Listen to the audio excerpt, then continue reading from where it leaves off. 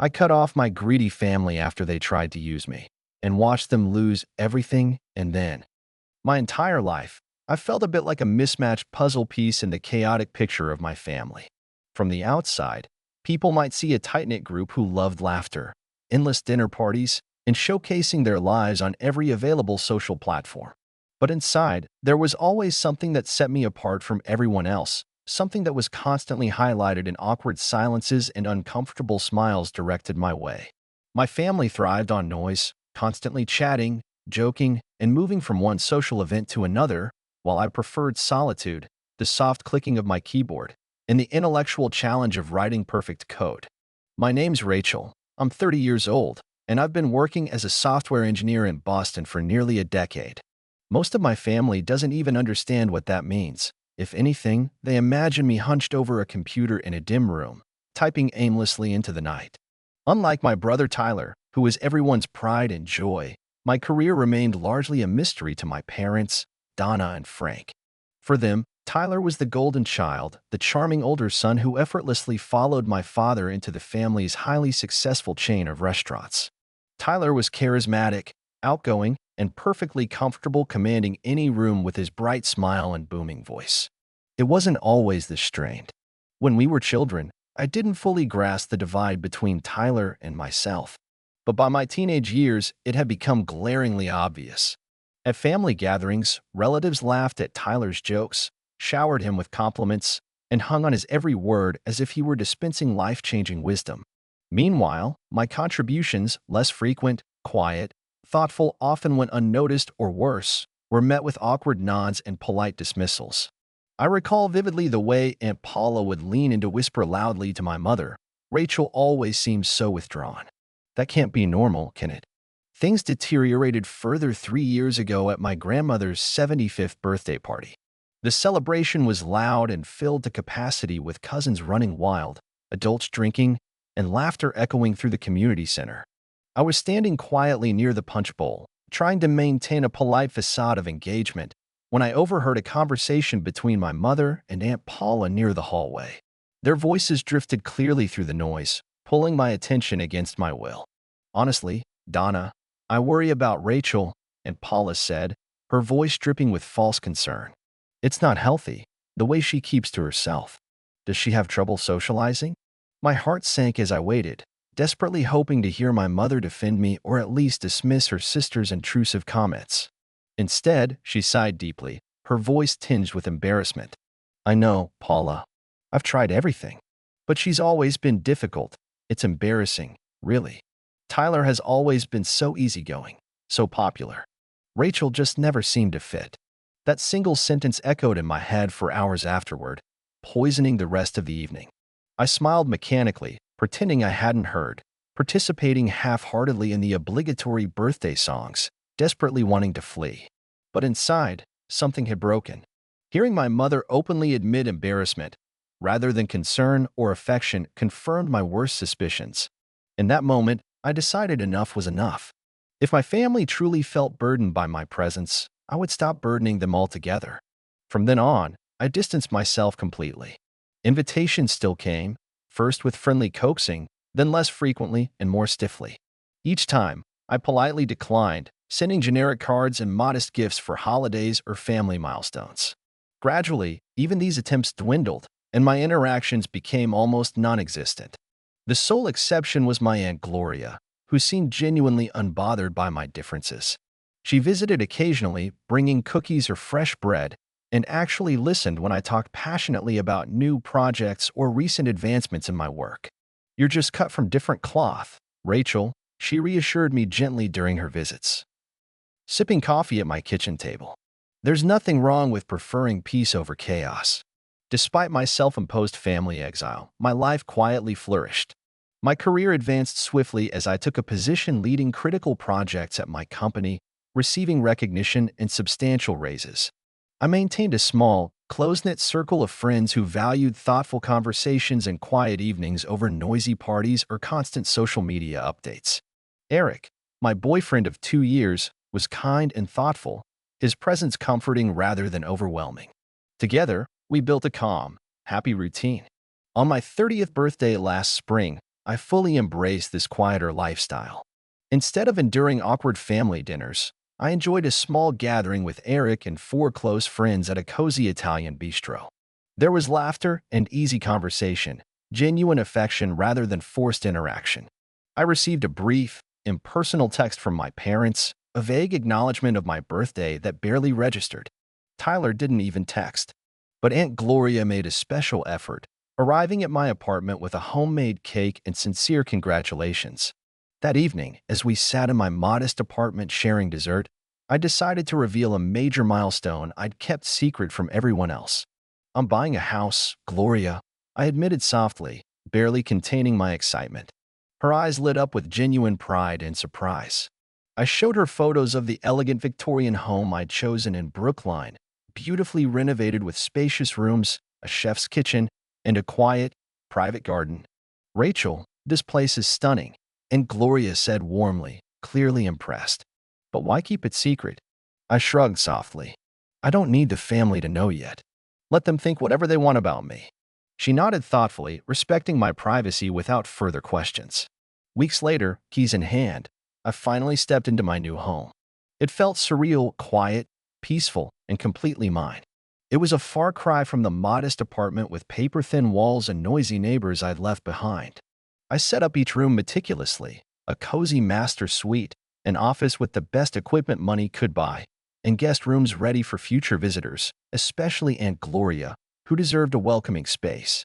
The idea of inviting anyone else from my family into this sanctuary never crossed my mind. For now, this was my own private victory, a silent confirmation of everything I had accomplished despite their lack of support or acknowledgement. However, an unexpected phone call from Tyler, more than a year since our last conversation, would soon threaten the careful distance I had built between myself and my family. After months of settling into my quiet sanctuary, I had comfortably adjusted to my new reality, content in the calm rhythm of my secluded existence. Eric frequently stayed over, our evenings spent preparing elaborate dinners, sipping wine, or working side by side in peaceful silence. Life was calm, predictable, and beautifully uncomplicated. My work continued to soar, earning recognition from top executives and landing me increasingly critical assignments. Still, my family remained blissfully unaware of my significant accomplishments, and I felt no urge to disrupt that blissful ignorance. Then came a phone call one chilly November evening, interrupting my peaceful coding session. The buzzing screen flashed my brother Tyler's name, instantly tightening my chest with anxious suspicion. Tyler never reached out unless he had a hidden motive or wanted something desperately from me. My gut warned me to ignore it, to simply let it ring and continue my evening in tranquil solitude. Yet curiosity gnawed at my resolve, urging me to understand why, after years of intentional neglect, my brother suddenly felt compelled to reconnect. "Hello, Tyler," I answered cautiously, not bothering with pleasantries, prepared for whatever insincerity would inevitably follow. "Hey, Rachel." Tyler's overly cheerful voice sounded suspiciously enthusiastic, putting me immediately on edge. "Been a long time. Have you been?" "Fine," I replied flatly, deliberately refusing to indulge his artificial warmth. "What's this about, Tyler?" "Come on, Ratch. Can't a guy call his sister just to chat?" He laughed nervously, a poor attempt to mask his discomfort. "No, you can't," I responded bluntly. "What's the real reason you're calling me now?" He hesitated, his forced charm faltering slightly. "All right, listen," Tyler sighed, his tone shifting into something more authentic, vulnerable even, for a brief second. "I just bought an incredible two-bedroom condo downtown, and I'm throwing a big housewarming party this Saturday. The whole family will be there, and I really think you should come." My eyebrow raised skeptically. Tyler had never personally invited me to anything. Usually, I was merely included in mass emails sent to our extended family. This direct invitation, especially from him, felt like bait. "I don't know," I said coldly, carefully maintaining my emotional distance. "I have other plans." "Please, Rachel." "It means a lot," Tyler urged, his voice straining with an unfamiliar sincerity. "Mom and Dad keep asking about you. They miss you." I suppressed a bitter laugh, recalling vividly the last words I'd overheard my mother speak about me. Yet some small, twisted part of me was intrigued, perhaps even eager, to confront my family again, to see what had changed after all this time. "Fine," I found myself saying, surprising even myself, "I'll come, but don't expect me to stay long." After hanging up, I immediately called Aunt Gloria, seeking clarity about Tyler's suspiciously timed invitation. Gloria chuckled knowingly as soon as she heard my voice.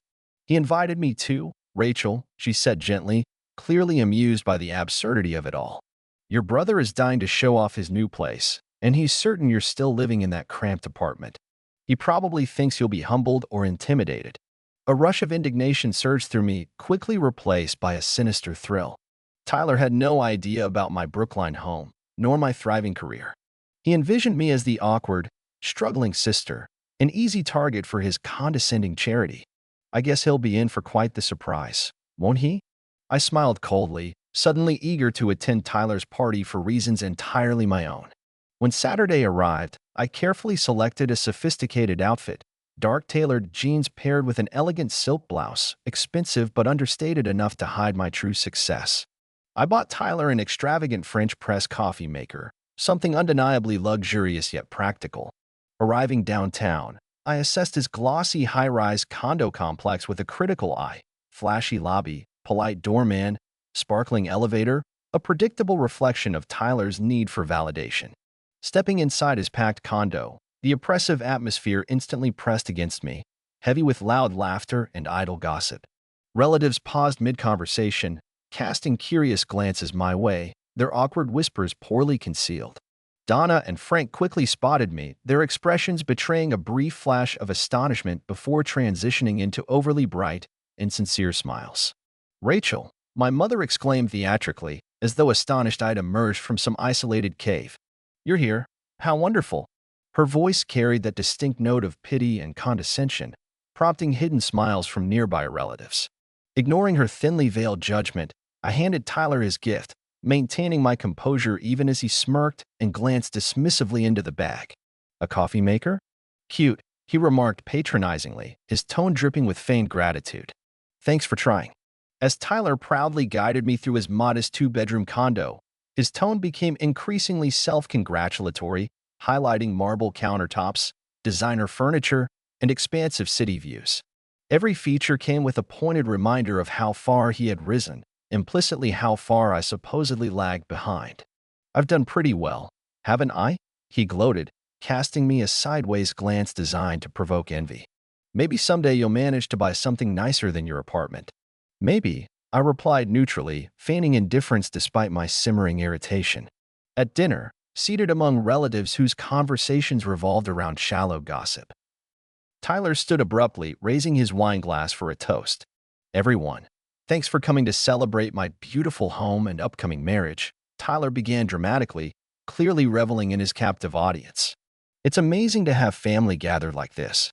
His eyes locked on mine, a malicious gleam dancing briefly before continuing in a mockingly sympathetic tone. "Rachel, maybe being here tonight will inspire you to set some goals and finally move out of your tiny rental.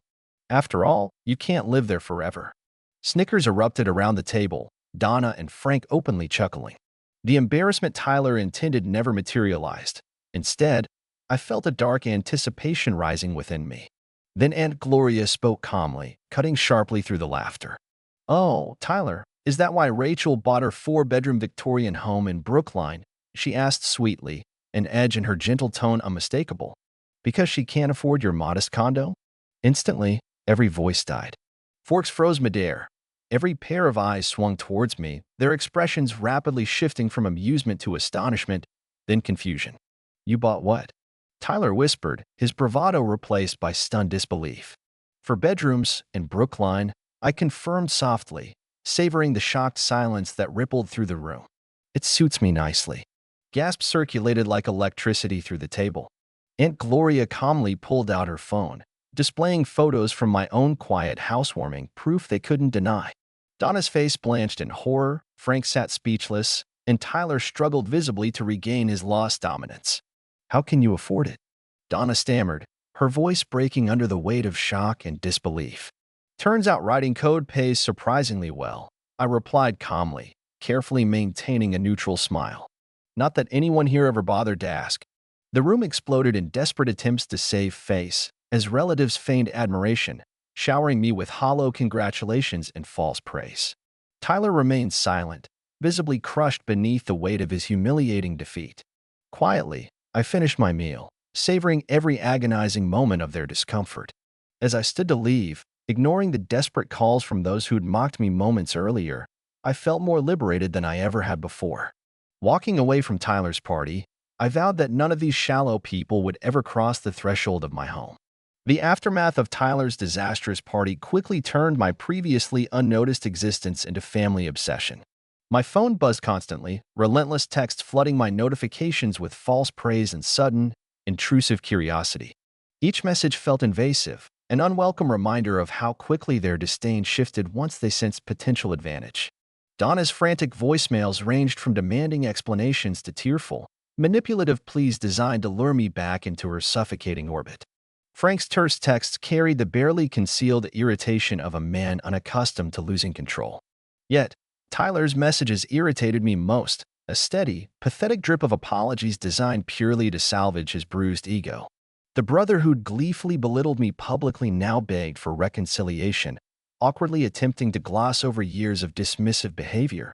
Each line of his increasingly desperate pleas heightened my disgust, reinforcing precisely why I distanced myself from them in the first place. Eventually, Tyler's apologetic facade crumbled entirely. His text shifted dramatically into thinly veiled business propositions, praising my brilliant success in hopes I'd invest in expanding the family's restaurant empire. The shamelessness of it stunned me. He genuinely believed I'd simply overlook his lifetime of scorn to finance his ambitions. Furious, I ignored his relentless outreach, unwilling to dignify his insulting proposals with even a brief acknowledgement. Still, my silence wasn't enough. 2 weeks after Tyler's humiliation, on a bitterly cold Saturday afternoon, an uninvited vehicle pulled brazenly into my driveway. Standing at my kitchen window, gripping my coffee mug tightly, I watched with mounting irritation as Donna, Frank, Tyler, and his fiancée Chloe climbed out, openly gawking at my elegant Victorian home with envy etched clearly across their faces. Rage simmered dangerously beneath my forced calm. Who gave them the right to invade the sanctuary I'd painstakingly built far from their toxic influence? Steeling myself, I opened the door but blocked their entry firmly, refusing to hide my annoyance. "What are you doing here?" I demanded icily, arms crossed protectively, hoping my glare conveyed my clear disdain. Donna's artificial smile barely hid her discomfort. "Your Aunt Gloria shared your address," she explained breezily, as though violating my privacy were perfectly reasonable. "We just wanted to see this beautiful home you've hidden from us." Without waiting for permission, Tyler strode arrogantly inside, his blatant entitlement igniting fresh resentment. Chloe's wide eyes greedily scanned my meticulously decorated foyer, openly assessing the value of every carefully chosen piece. Frank and Donna lingered awkwardly, visibly uncomfortable yet unwilling to abandon their transparent scheme. As they moved deeper into my home, touching surfaces without invitation, peeking into drawers and cabinets, my anger surged. This intrusive parade felt unbearably disrespectful, each gesture amplifying their sense of entitlement over my life. Finally, Tyler spun abruptly toward me, his smug grin back in place, clearly confident in whatever self-serving pitch he was about to deliver. "Rachel, I've been thinking," he began smoothly, falsely casual yet tense beneath the facade. "The family restaurants are booming, but we have a huge opportunity to expand rapidly right now. I'm opening 2 new upscale locations, and honestly, you'd be the perfect investor." His arrogance was staggering. My jaw clenched instinctively, biting back the biting retort forming bitterly on my tongue. "Oh," I responded coldly, feigning disinterest despite my barely restrained fury. "And why exactly would I want to do that?" Tyler's confidence wavered slightly, clearly caught off guard by my blunt skepticism. He recovered quickly, however, layering charm thickly over his next words, desperate to convince me of the wisdom of his transparent scheme. "It's family, Rachel," he implored theatrically, as though our shared blood suddenly mattered deeply to him. "Think about it, your technology skills, our culinary reputation. Together, we'd dominate the market, and you'd gain substantial returns. It's a win-win." I laughed bitterly, a sharp sound that echoed through the tense silence, puncturing his rehearsed speech. Tyler's face flushed angrily, his calculated mask slipping as irritation bled through his previously confident expression. "What's funny?" Frank snapped, attempting authority despite visibly flustered pride. Funny. I repeated incredulously, fury finally breaking through my controlled calm. What's funny is that you only recognize family when you think I might finance your ambitions. Where was family during birthdays, during holidays, or when my career flourished? You only appear now, Tyler, because you need my money. Tyler's face twisted in humiliation, fury glinting sharply in his eyes as he struggled against this brutal honesty. Frank and Donna glanced uneasily at each other, silently acknowledging the truth they could no longer deny. We're trying to repair things, Donna finally pleaded, voice weak and desperate. Can't you see that?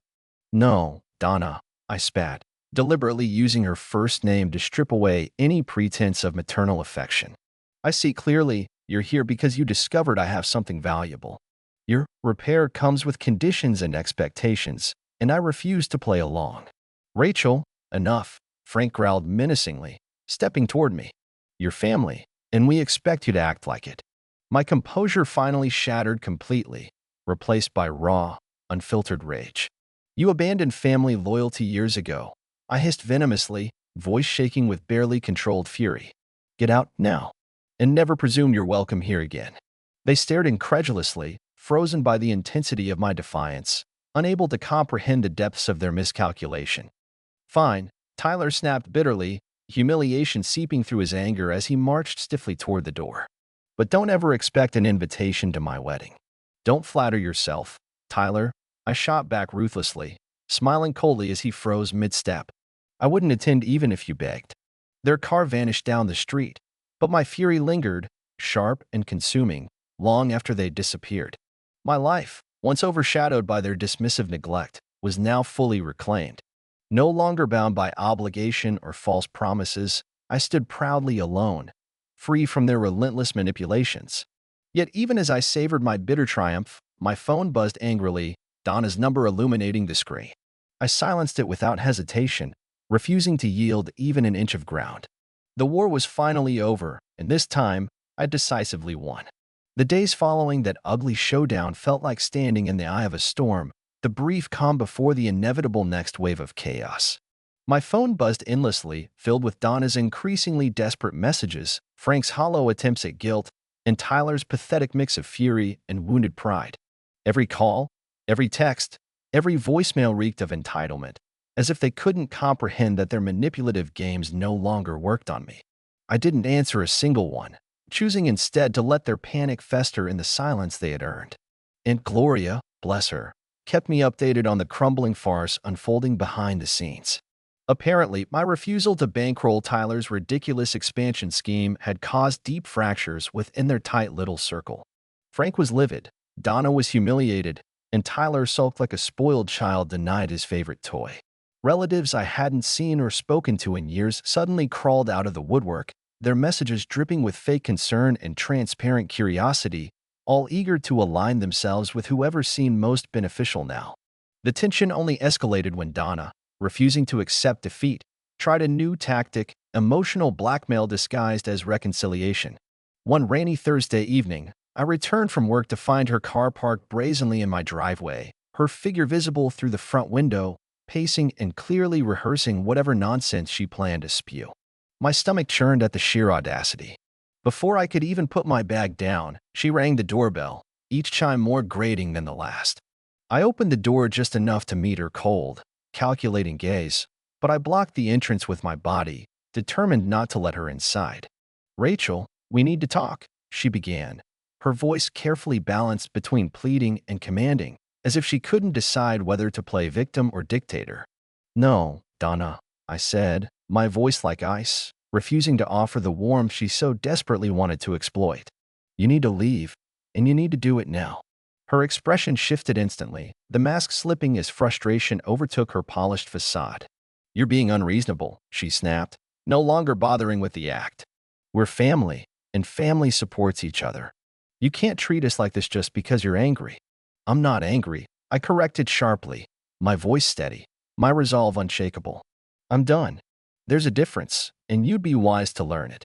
She tried to argue, spewing some nonsense about how Frank and Tyler only wanted what was best for me, about how my success could finally bring the family together. Every word she spoke only solidified my decision, making it painfully clear that she didn't see me as a person, only a resource. I slammed the door in her face mid-sentence, locking it without hesitation as she shouted my name through the wood like some unhinged zealot. Her car peeled out of the driveway minutes later, tires screeching against the wet pavement, her departure as graceless as her arrival. But of course, that wasn't the end. Tyler, incapable of letting go, decided to up the ante. A week later, I received a gaudy, over-the-top invitation to his wedding, complete with gold foil lettering and some pretentious quote about loyalty and unity. I barely skimmed it before tossing it in the trash where it belonged. The audacity of this man to think I'd celebrate his charade of a happy life after everything he'd pulled was staggering. I didn't even dignify it with a response, knowing my silence would sting more than any rejection I could have penned. The family's desperation reached a fever pitch in the weeks that followed. Donna tried sending gifts, fruit baskets, expensive chocolates, even a hideous vase that didn't match anything in my house. Each one went straight into the trash or donation box without a second thought. Frank, ever the coward, sent a single terse email demanding I get over myself for the sake of peace. Tyler's messages veered wildly between begging for forgiveness and hurling insults when I refused to bite. It was pathetic to watch them flail, unable to comprehend that I was no longer within their grasp. Meanwhile, I thrived. My career continued to soar, and Eric and I found deeper joy in our simple, quiet life, unbothered by the chaos trying so hard to claw its way in. Every night, I returned to my beautiful house. Every meal I shared with people who respected and cared for me felt like another small victory. The more they tried to pull me back into their toxic world, the more I reveled in the peace they could never touch. One final insult arrived in the form of a letter from Frank, hand-delivered by some courier service like it was some grand, official communication. Inside, his words were as hollow as ever, filled with sanctimonious nonsense about duty, family, and obligation. He had the gall to suggest that my refusal to invest in Tyler's business was a betrayal, as if I owed them a single cent of what I'd earned through my own hard work. I didn't even finish reading it. I tore it clean in half, dropped it in the shredder, and never looked back. That was the moment I realized they'd finally run out of tactics. The call stopped. The text slowed, then disappeared. The gifts ceased arriving at my doorstep. They'd exhausted every manipulation, every guilt trip, every thinly veiled threat, and failed. I had won, not because I out-argued them, but because I refused to play their game. And the best part? They knew it, and it drove them mad. Months passed in perfect, deliberate silence, and for the first time in my life, I felt untouchable. The storm they'd unleashed had burned itself out, leaving only the charred remains of their failed manipulations. My house remained my fortress, untouched by their greedy hands, and my phone stayed blissfully quiet, no longer buzzing with their hollow voices. I poured myself into my work, pushing boundaries, earning another promotion, and watched my savings grow while their desperation surely festered behind closed doors. Then came the inevitable collapse, as predictable as it was satisfying. Aunt Gloria, always my silent informant, called one evening, her voice dripping with restrained amusement. Tyler's precious restaurant empire had crumbled under the weight of his arrogance and incompetence. His expansion had failed spectacularly, leaving him drowning in debt he couldn't repay. Frank's pride had shattered when he was forced to sell off properties and lay off staff to cover the financial black hole Tyler had created. Donna, stripped of her queen bee facade, was apparently begging distant relatives for help, her social mask cracked beyond repair. As Gloria relayed every detail, I sat in my living room, sipping tea, feeling a satisfaction so deep it almost felt dangerous. I didn't gloat aloud because I didn't need to. Life had delivered the justice they deserved, and I hadn't lifted a single finger to make it happen. Every smug smile, every insult, every backhanded comment had finally boomeranged back and hit them with the full force they had once aimed at me. The irony was poetic, the ending they'd written for themselves far more brutal than anything I could have orchestrated. I thought that would be the end of it, that they'd finally slink away and lick their wounds in private, too ashamed to ever approach me again. But of course, people like them don't change. They only scheme harder when they're cornered. One rainy Saturday, as thunder rolled low across the city, their desperation reached its final, laughable peak. Without warning, they appeared in my driveway again, their car battered, faces pale, looking nothing like the proud parasites who'd once tried to lord over me. Tyler stepped out first, rain soaking through his suit, his false confidence washed away along with the last shreds of his dignity.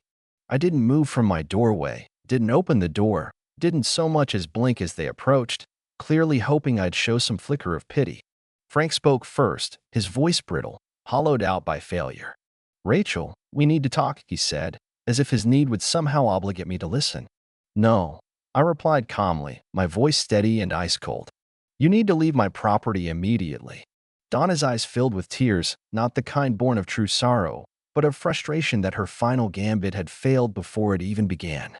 "Please, Rachel," she begged, voice cracking with exhaustion and rage. "We're ruined. We don't know where else to turn. You could help us fix this." I smiled, but it wasn't kind. It was the smile of someone who'd endured and won. "You turned everywhere but to decency, but to treating me like family when it actually mattered," I said, my tone sharpened to a blade. "You don't want help. You want rescue, and I'm not your savior." Tyler tried to argue, tried to spin his usual web of empty promises about rebuilding, about making things right, about starting fresh together. Every word he spoke sounded like nails scraping across glass, desperate, hollow, pathetic. "I don't want your apologies," I interrupted, cutting him off mid-plea. "I don't want your promises. I don't want anything you're selling. Get out. Get out now, and don't ever come back." Their faces twisted in a mixture of disbelief and horror as the reality sank in. There would be no forgiveness, no money, no lifeline. Not from me. Not ever. They hesitated, as if hoping I'd crack, but I simply stood there, unmoving, until finally, they retreated into the storm, their car disappearing into the downpour like the ghosts of the family they used to be. That night, I sat alone in my warm, quiet house, the storm outside no match for the peace within. I thought it was over, thought I could finally breathe without looking over my shoulder. But life wasn't done with its final twist. 2 weeks later, I received an envelope, no name, no return address, just my name written in handwriting I didn't recognize. Inside was a letter, short, vicious, and clearly penned in a moment of bitter defeat. It wasn't from Tyler. It wasn't from Frank. It wasn't from Donna. It was from Chloe. She'd left Tyler, furious at the ruin he'd dragged her into, furious that I hadn't been conned into saving them, furious that I'd stood tall while they crumbled. She blamed me, as if my refusal to fund their delusions had somehow caused their collapse rather than merely exposing it. I read her angry words, filled with venom, accusations, and wild claims about loyalty, about betrayal, about how I destroyed them. Then I laughed, a long, deep, cathartic laugh that echoed through my empty house. They destroyed themselves, and the best part was knowing they'd spend the rest of their lives haunted by that truth. I burned the letter, watched the flames consume every hateful word, and turned my back on the ashes. For the first time, the chapter was truly closed, and I never looked back.